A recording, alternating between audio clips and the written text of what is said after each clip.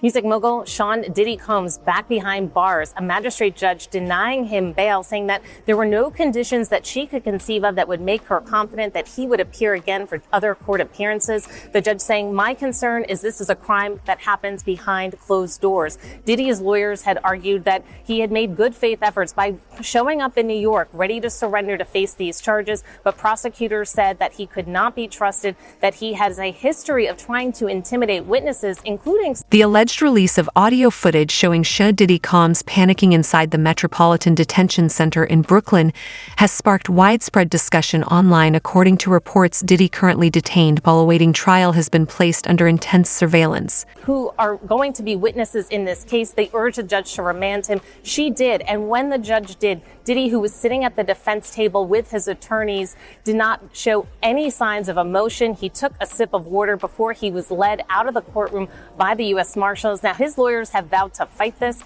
They are going to be back in court on Wednesday before the judge who will oversee this trial and try to get Diddy to be released. MDC Brooklyn is infamous for its harsh conditions. Inmates have reported frequent stabbings, lack of medical care, and food contaminated with cockroaches. After he was charged with that sex trafficking case, he was let out of the courtroom by the U.S. Marshals, and he will be held in federal detention as this case moves forward. Now, this followed a lengthy hearing with both prosecutors and Diddy's attorneys, arguing reasons why he should be kept behind bars and why he should be released. Diddy's lawyers saying that he has taken voluntary steps, including turning over his passport to his lawyers, saying he would report any of his movements to prosecutors. But the judge finding that that was just not enough. She said, "My concern is that this is a crime that happened behind closed doors, even when pretrial services is monitoring." So she said there was nothing that his lawyers had offered that made her feel comfortable that he would return to this courthouse for subsequent court hearings and for a trial.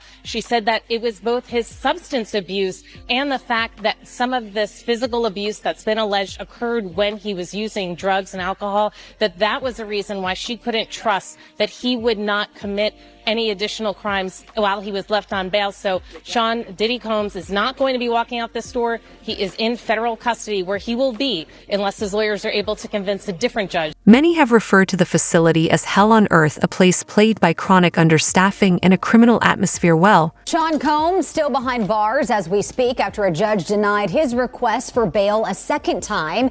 And the place where he's locked up now getting a lot of attention. The Metropolitan Detention Center, the only federal jail in New York City, is known for violence, poor conditions, and a string of celebrity detainees. And Diddy's attorneys want him. This federal detention center has also housed other high-profile inmates like Ghislaine Maxwell and R. Kelly, both of whom described their time there as mentally crippling. Sean Diddy Combs is locked up in a federal jail that has been plagued by harsh conditions and violence. The Metropolitan Detention Center in Brooklyn has seen multiple deaths in recent years. An inmate was stabbed to death in July, and several others have died by... Cameron Lindsay, a former warden of MDC, expressed concern for Diddy's safety, highlighting that a celebrity of his stature could become a target for mistreatment within the jail subculture. Say his fame makes him a target. Yes, in my humble estimation, his life, his safety is in jeopardy in any correctional lockup right now. If it is true, as reported, that he is housed in the special housing unit, it's important to note that the special housing unit is a lockdown, 24-hour lockdown unit. The MDC Brooklyn is a high-rise. The vast majority of the floors are general population floors. But the special housing unit is a 24-hour lockdown facility. So this is for Mr. Combs' protection. His incredible worldwide celebrity combined with the allegations, the charges now, and indictment, of course, of acts of violence against women make him a very attractive target. All right. Obviously, they need to safeguard. They need to safeguard him. This contrast between Diddy's former life of luxury and his current incarceration cannot be overstated. How do you think Diddy's life will change as this legal case unfolds? He used to eat delicious things like duck and chicken, but now it's downgraded to some potatoes.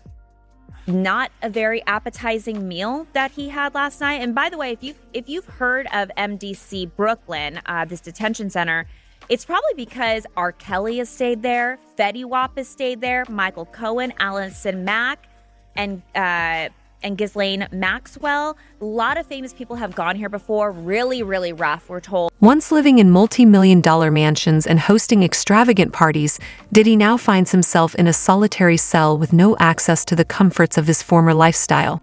Orchestrated all of these freak-offs, purchased multiple hotel rooms for these freak-offs to take place, had his staff stock the rooms with different items, drugs, lube, extra sheets, things of that nature for the freak-off, didn't allow individuals to not participate in the freak-off. And one of the ways that he did that was by using drugs in order to get them to a state of mind so that they would participate, or he would use the tapes as extortion to force them into these freak-offs.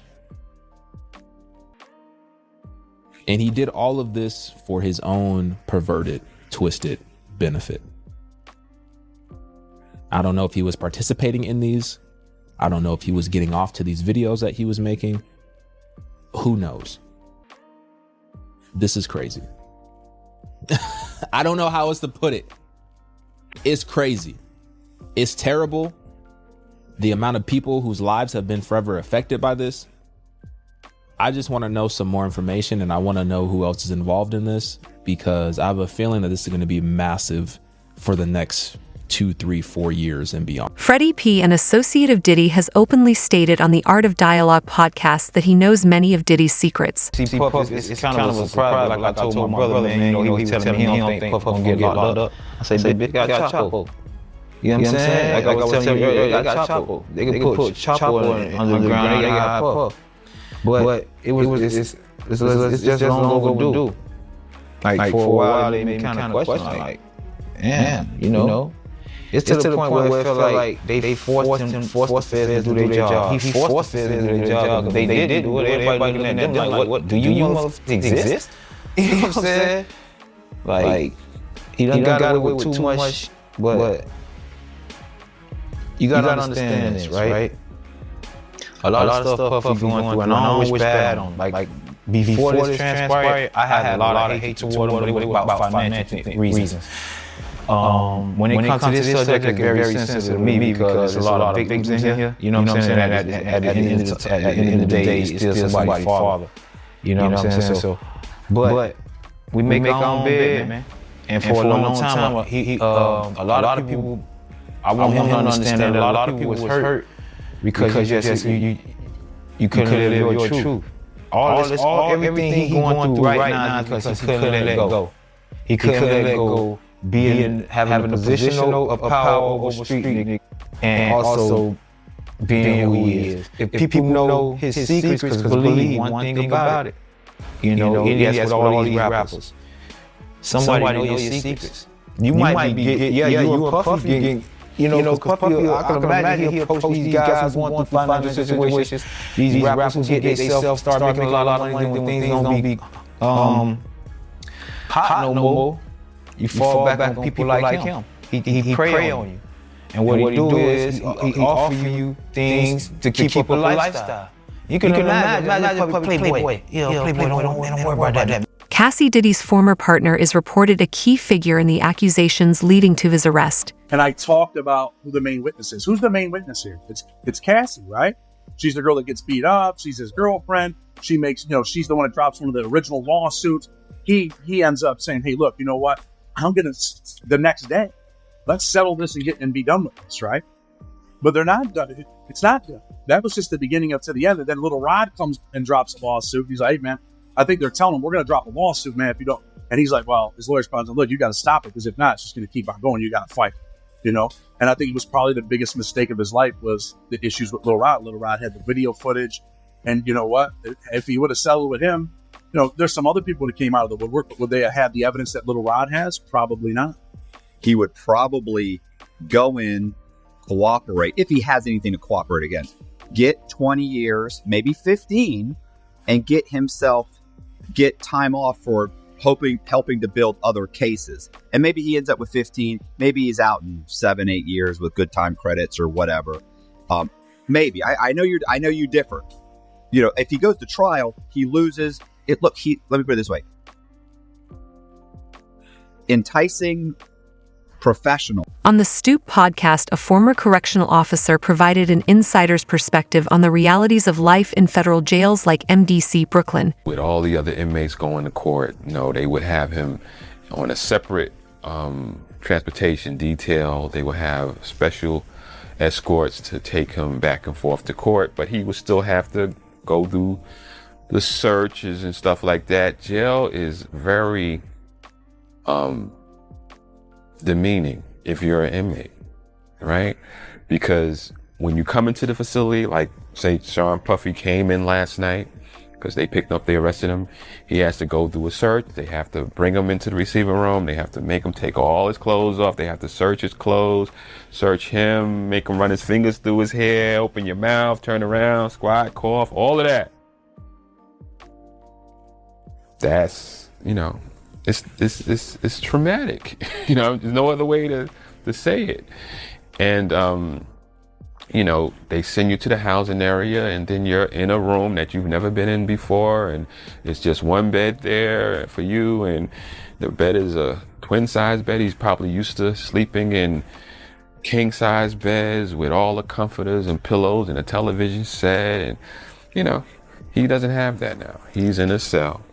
And his cell is no better than any other cell that's in there. So if the cells are run down, his cell is run down too. They're not going to put him in a special suite or anything like that. He's going to get what everybody else gets. He had breakfast. They woke him up. Usually when an inmate has to go to court, we wake them up around 4 in the morning, 4:30, because they have to be sent to the receiving room. They have to eat first, and then they have to be sent to the receiving room. They have to be searched, and then they have to be cuffed and taken, to transportation.